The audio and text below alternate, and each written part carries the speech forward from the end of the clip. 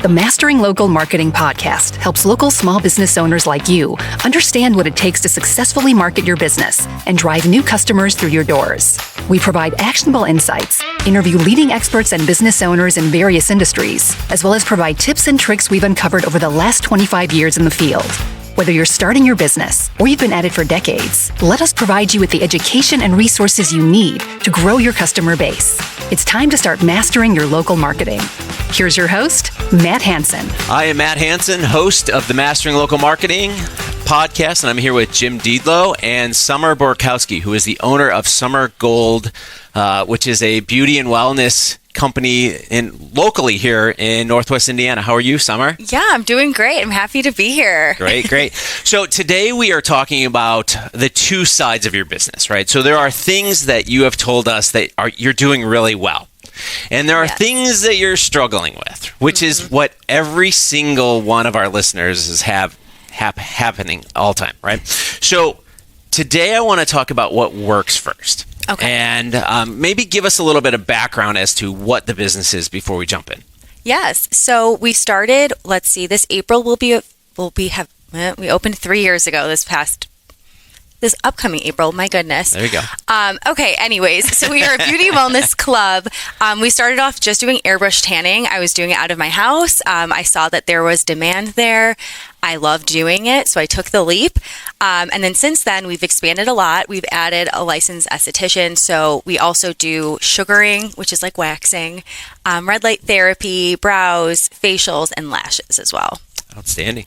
So huge demand, right? Yes. Obviously, I don't know the space. Jim and I were talking. We're on camera. We're a couple older guys that we're talking about. We need the glow and the all the different pampering, make us look as well as other people. But I digress. But what we're saying here today is 3 years into the business. Yep. Before that, you were 10 years. Was it 10 years in kind of the marketing field? Yes. Yeah. I'm still freelancing, so I just hit about 10 years now. Okay. I was working in advertising at a media agency, but it was a little bit different than what I'm doing now because it was big brands who had huge budgets, Fortune 500 companies with big marketing teams, a lot of experience, a lot of data.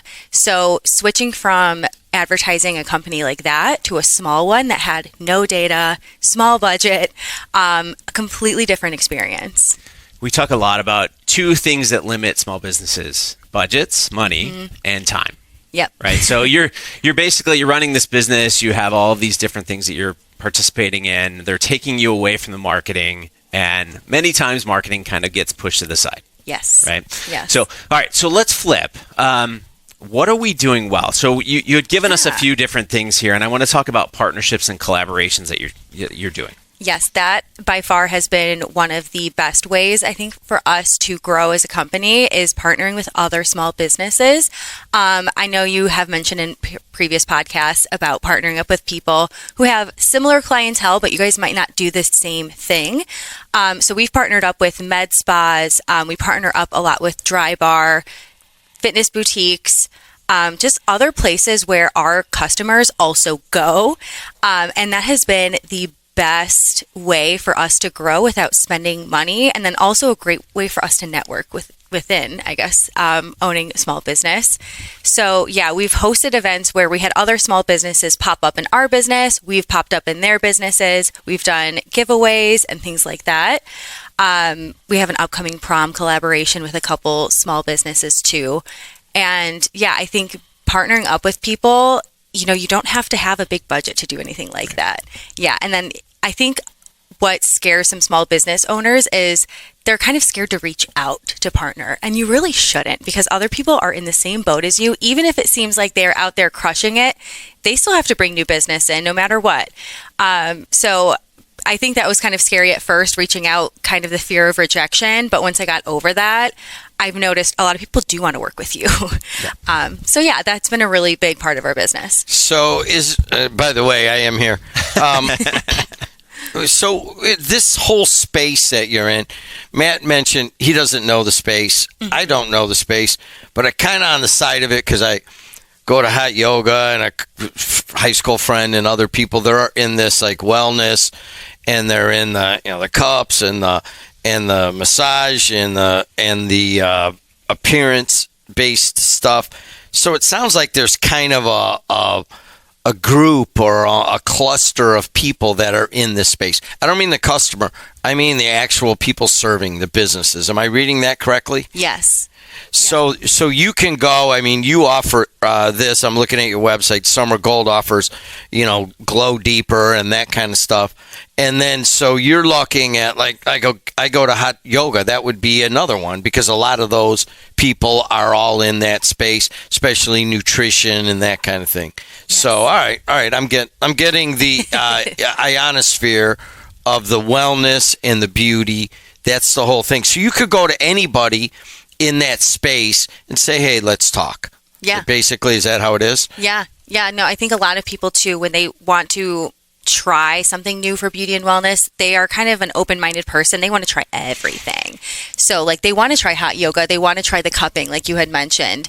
So I think it's kind of the same person. And honestly, I was my target market when I first opened. I've since evolved, since we've added other services. There are things that other kinds of clients like. So our target has definitely grown, and I know that's something I mentioned to you as well. Where the target that you're going after for someone who's going to prom and needs a spray tan is completely different than our 50-year-old client who's coming in to use the red light therapy bed.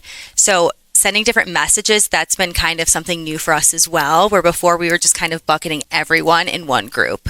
You don't need to take his class, but market segmentation was a big part of it. So that's really what you're talking about. 17-year-old going to prom with a spray tan. Yep. And those are probably high margin, I guess, reasonably. Yeah. Okay. The margins on that are pretty good. Same with facials, red light therapy. But yeah, so we have been kind of growing into different ways. Wellness is something a little bit newer to our business. We started off just kind of beauty aesthetics. And I'm not an esthetician. So a lot of people who own these beauty salons are estheticians. My sister is one, so I'm very familiar with how this industry works. But at first I thought that was a weakness, but I've kind of realized over time it's kind of a strength because I'm not an esthetician. So when I go to other salons or spas websites, some of these things I can't decipher because I'm like, I don't know what that means. So I've been able to kind of put myself in our client's shoes of, we need to explain this for the everyday person. It's not common sense to know how to prep for a spray tan. So we need to tell them because we want them to get the best results possible. So yeah, that's been kind of something too that we've flipped over. We took that weakness and kind of have turned it into our strength. I always say, explain it like you're talking to a third grader. Yes. Right? Yes. Yeah, that's where it needs to be. Okay. So another thing that you're doing really well is referral programs. Yes. Can you kind of walk us through what's happening there? Yes. So small businesses thrive off of word of mouth. I think everybody knows that. It's a free way to market yourself. And it's also the best way to build trust with someone who doesn't know you. So if someone that you know came to our studio and had a great experience and they told you about it, that is going to immediately build trust instead of you seeing an ad on Facebook. So we really wanted to tap into that, and we started offering our clients cards that if they, and it has their name on it, if they give it away to someone, they come and bring it into us, they get a discount, and then the person who referred them is also getting credit towards their next service. Because we wanted to give people a little bit of an incentive. We really appreciate when our clients tell other people about us. So that was kind of a way to build on that. And then we also have an ambassador program, which is essentially the same thing, but you're a little bit more committed. You have like a whole stack of cards. You're constantly handing them out. We have like hairstylists that come see us and they talk to people all day long. So we thought that would be a great person to be an ambassador. You have your cards up at your station. If someone mentions, oh, you look tan. Oh, well, actually, here's a coupon. And then they're getting credit as well. So that was something that was super easy. You can just print them on business cards in bulk. And yeah, we just kind of write in their names. So they're very multi-purpose. They don't go to waste. Very cool. We talk to like the average business person, and they, I'm wary of getting too involved with other like-minded people that have the same, I guess, audience. And I'm learning how to do that. the way you make it sound, it's so easy. Hey, we're all in the same game. We're giving referrals. Everybody's getting along. And then all these HVAC guys that are listening are like, oh my gosh, but we're dog eat dog world. But that sounds so fun the way you put it. I like that. Right. I like that world better than the one I live in. Yeah, I've learned too since starting. At first, I kind of felt like that. I had walls up. I was like, I have to keep everything secret about what we do. I can't share our special sauce. But over time, I've kind of realized that I think where the future is heading, people want to collaborate. They want to support other small businesses. And that's kind of where my heart is at. I'm a small business super fan, obviously of my own business, but of many other businesses as well. And I've really seen that come back to me in return. So the more I've supported someone else's business, I see them out there supporting us as well. And, there's so many salons. There's a lot of competition when it comes to things like that. You can get your eyebrows done. There's probably 20 places on the street you could go get your eyebrows done. So you have to kind of focus on what makes you different and special and really lean into that. Something with our messaging that we always talk about is body positivity. I know that's kind of a word that gets overused a lot nowadays, but we are so big on that. Airbrushed hands, Brazilian waxes are our two most popular services. Incredibly intimidating to go into your first one. You're kind of partially nude in front of a stranger, essentially. So we're all about making them feel as comfortable as possible. And that's what really sets us apart. So, we're not really hammering people over the head with, come get your brows waxed, come get your brows waxed. It's more of, hey, if you want your brows waxed and you want to feel comfortable, we're the place to come to. It's funny that you mention all of this because I've dealt with one other client in the red light therapy, as you would call it, right? Uh-huh. And I'm going to say this nicely, you would get in the door and you would have the first one, and then it was the massive upsell, trying to sell huge packages and all these other things. And it was failing miserably. And we kept having this conversation, please stop.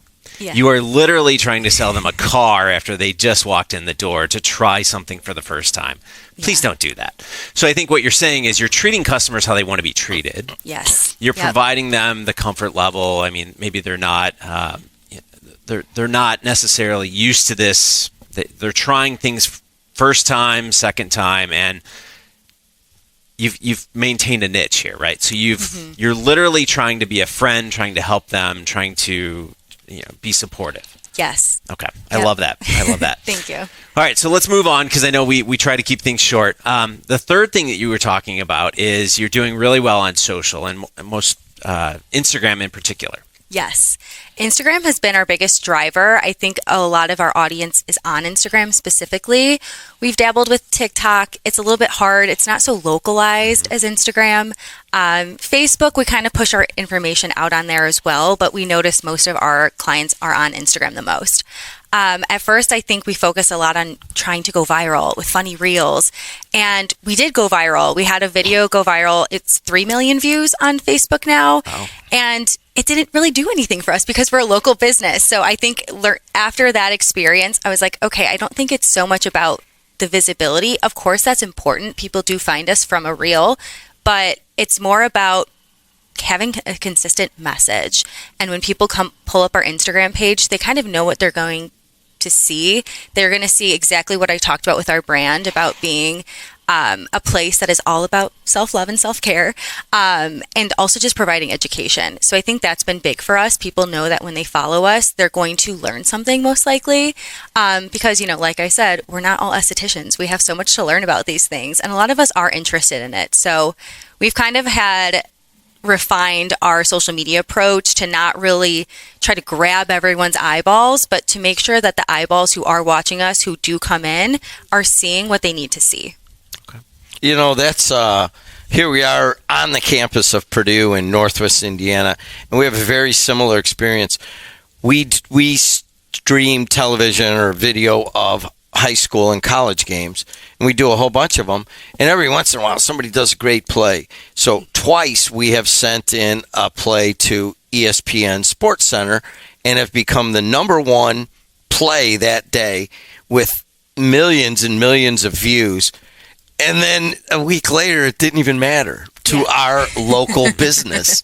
And I think that is a mistake that many marketing professionals, and we're sitting in his classes, there's all these marketing professionals, and they're all counting like how many views and how many people saw it. And I'm like, are they around here? Does it matter? Are they going to go to your sub shop or something like that? Right. And so I put that out to folks that are, that Matt and I talk to, is that, it's not always that big number. If somebody in Turlock, California watched your video, big deal, right? Right. Yeah. I mean, we don't do e-commerce, so it really doesn't matter if someone outside of our radius sees our video.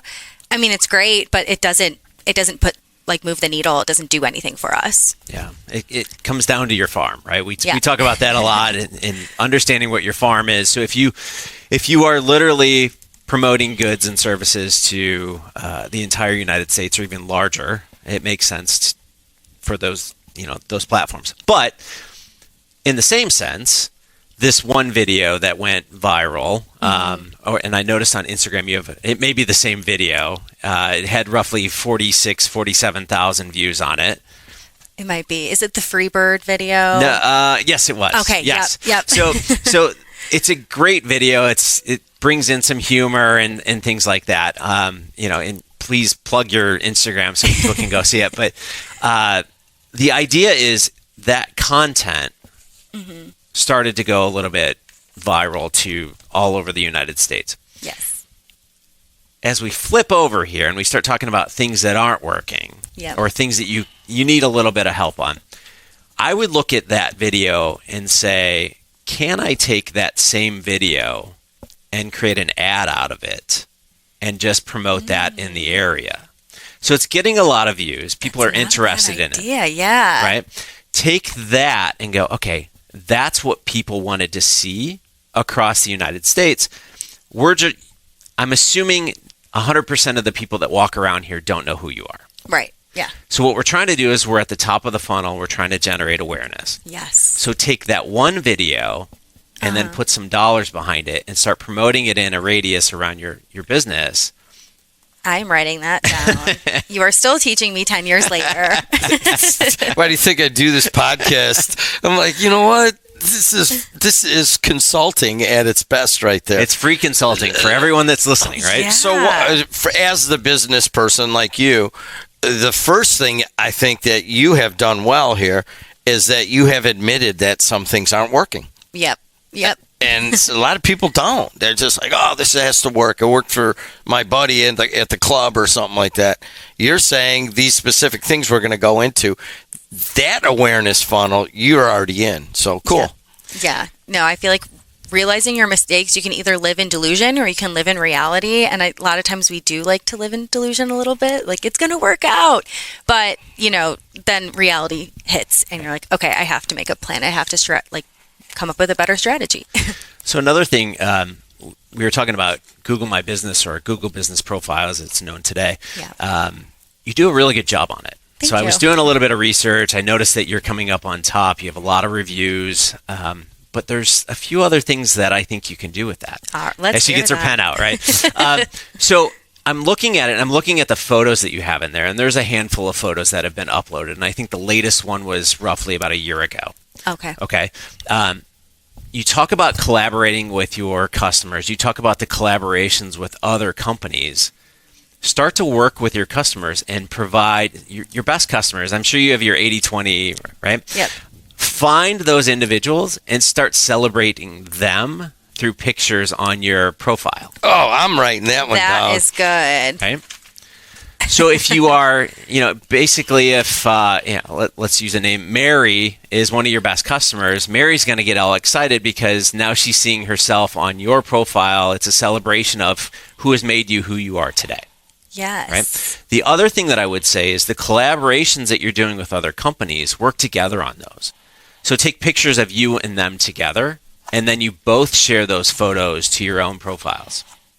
So it shows how you're working with the environment. That is genius. And you would recommend putting that on the Google My Business page? Okay. Yeah. Oh, I never thought of putting it there. Honestly, me yeah. either. Sorry. Okay, I know I'm supposed to participate, but I'm taking notes here. Jim's got a notebook that's, I think he's on his third notebook at this point. It's all good. What about emails? Emails. So I started off with MailChimp, using that. We have a decent sized email list, I think, because every time we'd be sending emails, it's like the price would go up because I kept hitting that new audience reach.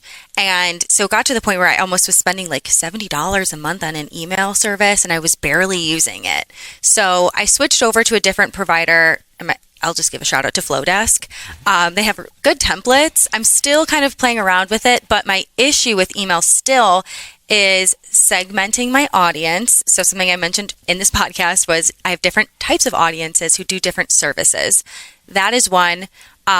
Just automating it more because, you mentioned we're limited on time, and that is so true. Sometimes I can spend an hour or two putting together an email to make it all formatted and pretty, and I'm like, was that a good use of my time? Yeah. Probably not. So automating it. And then something else I had mentioned to you was like triggers. So every time a new subscriber signs up for the email, I want them to be immediately sent an email. Or if they come and visit, I want them to immediately be sent an email. How was your visit? Leave us a review. Or even something you've talked about in your podcast was birthdays, giving people like a birthday discount, just making them feel seen and special. And then kind of, giving them that little discount or nudge to come in and celebrate your birthday with us. Yeah, exactly. I think we look at email and we look at it from a surface level. But what we have to do is we have to sit back and kind of understand it all starts with how we segment the list. So I remember years ago sitting down with Fortune 500 companies and talking about preference centers and really kind of understanding the data that goes into it allows you to do other things, right? Yes. So I went through and I was kind of, you're on Square for your checkout, right? Yes. Okay. So with Square, I was noticing you take first, last, email, and then you obviously get the product that they're ordering at that point, Yes, right? Okay. yes. So you have that come in, but we also have other things. You could collect interest. You could have check boxes of the different things that you offer, and if it's red light or spray tan or whatever it may be, right? So those interests, we collect that, so we know what other products they may be interested in. I didn't see anything for birthday. Yeah. Right? No, Collect I the don't. birthday. And then on the new prospect side of things, first, last, email, interest, and birthday as well, right? So now we have two sets of data. We have our customers that have ordered, and then we have our prospects. If we use something, we've talked about Zapier before, that ties in. I know you work with MailChimp. I don't know if the new one connects. We'd have to look into that. But if you use MailChimp or Constant Contact, something like that. So if we do that, we can actually do a new prospect. We can have a welcome trigger, right? Welcome to our list. Here are here's some beauty tips, things that we've learned from our customers, right? Create like an automated welcome email segment. Yes. Right. The first one goes out, it automatically 2 days later triggers another, 3 days later it triggers. So now you've set up the entire process. You don't have to touch it anymore. Yeah. Right. So as soon as somebody enters that form, it goes over, it starts that process going through. Okay. On the birthday side of thing, I've done this with my clients. We set them up by months. So it's January, February, and literally when it gets to that point, gets to January, it triggers that email to go out to all those January birthdays. When it reaches, or you can set it up for a few days before, right? So December 20th, that email for January can go out, and now all of those January birthdays can start to get what you're offering, all the February and so forth. So again, automated emails going through, you don't have to do it. You set it up once and you forget it. Is that what you use for, is it Zapier? Zapier will connect. Okay. Yeah, it basically connects different flows. Got it. Okay. Somebody orders from you. Obviously, we know they've ordered it in Square. We can connect that over and say, okay, 2 days ago they ordered. Now send this email with your Google review, and that automates that entire process as well. Okay. And then last but not least, if there's interests, and you're saying, well, I'm going to run a special on red light therapy this month. All you have to do is when you go in there and you build that email, you just hit I want only the people that are interested in red light therapy, and then it starts to send it out that way. So, so I know I've mentioned before, I've seen Walmart's email list, and it's millions and millions and millions of emails, but they'll send, 10 million emails today, and they'll send 10,000 emails tomorrow to a smaller segment because they know they are, PlayStation 5 customers who have ordered this game in the past, so they know that they need to send that. So those are really 4 ways that you can automate things that you've probably never even thought of. No, definitely not. I think, and I'm going to give you this, by the way, the little note, so cool. you can take that home. But yeah, but like I said, when we think about email, we think about creating the email, and what you have to do is go, all right, data goes in, how can I use it? Yeah. Am I collecting enough data? Because most people won't think anything about giving their birthday. Right. Yeah. Most people won't think of anything when I'm interested in, I want to know these things. Mm-hmm. That's the fun part, because all of a sudden you can start to do some really interesting things, and it becomes this entire new employee that's working for you. Yes. And you don't have to pay him. You pay him $70 a month, right? Right. Good for you. Yes. Please automate that. That is so interesting to me. And I think too, so typically what I've been doing is sending my emails to my entire email list. Mm-hmm. And I'm thinking that by segmenting them, it would also help with unsubscribes, because then you're not bombarding your airbrushed hand client with red light therapy emails or waxing emails. You're sending it to the right person who's interested and wants to see it. And something I heard you mention in a podcast too was the headline, that trying to pique their curiosity. That's something I just started playing with. Before it was always like April specials, and you knew what was going to be in the email. The last one we sent was, we had this realization, ... and we saw our open rate go way up. Yep. Something like that. That helped. I appreciate that. What's your unsubscribe? How many of those are you getting? I would have to look. It's usually only maybe 2 to 4 per email. Which I don't know what the rate would be. I'd have to calculate that. And math isn't my specialty. It's marketing. Right.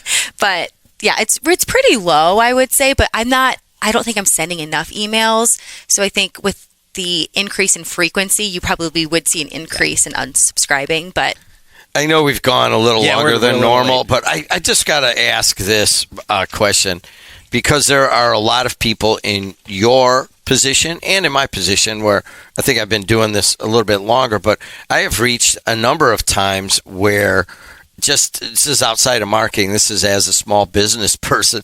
And I left Chicago, came down here. You've left the corporate world and started your own business. Just 1 or 2 comments on something you learned that you wish someone would have told you ahead of time. Oh, one that I really like, and I think it's used a lot, is nobody's coming to save you. You are fully responsible for every decision you make. And then, you are the one who has to be in the driving seat all the time. No one's going to tell you what's the right decision. So kind of trusting yourself is very important. I would say that. The second one is you have to take risks. If you don't take risks, you're going to stay still. And nobody wants to stay still because it kind of sets you back. Right. So I would say taking risks, and then you have to take control of the wheel. Thank you. I think my biggest thing that I always tell people is it's never going to be perfect. That is just a great point. Move forward. Right? Yeah. And I have this conversation with clients all the time. We have to wait. Let's just put it out there. Let's see what happens. Right. Yeah. And we talked about the viral video that I'm assuming that didn't take you a month to put together. It was probably an afternoon that you said, let's try something. Yeah. Exactly. Yeah. So, all right, where can they find you? You can find us on Instagram or Facebook at Summer Gold Co. Or you can visit our website, www.summergoldco.com. But yeah, you can find us Instagram. We have a lot of good information. Our website too. But yeah, find us there. And if they mention this podcast, they can get $10 off. There you go. Mention WJOB. There you go. Or Mastering Local Marketing, and you will get $10 off your first appointment of $50 or more. There you go. Perfect. Well, thank you, Summer, for coming in today. I think we have a lot of things that people can walk away today. We try to get at least one. I think we gave them about 20 today, but thank you for coming in, and thank you for listening, everyone. Thank you for having me. The Mastering Local Marketing podcast helps local small business owners like you understand what it takes to successfully market your business and drive new customers through your doors. We provide actionable insights, interview leading experts and business owners in various industries, as well as provide tips and tricks we've uncovered over the last 25 years in the field. Whether you're starting your business or you've been at it for decades, let us provide you with the education and resources you need to grow your customer base. It's time to start mastering your local marketing.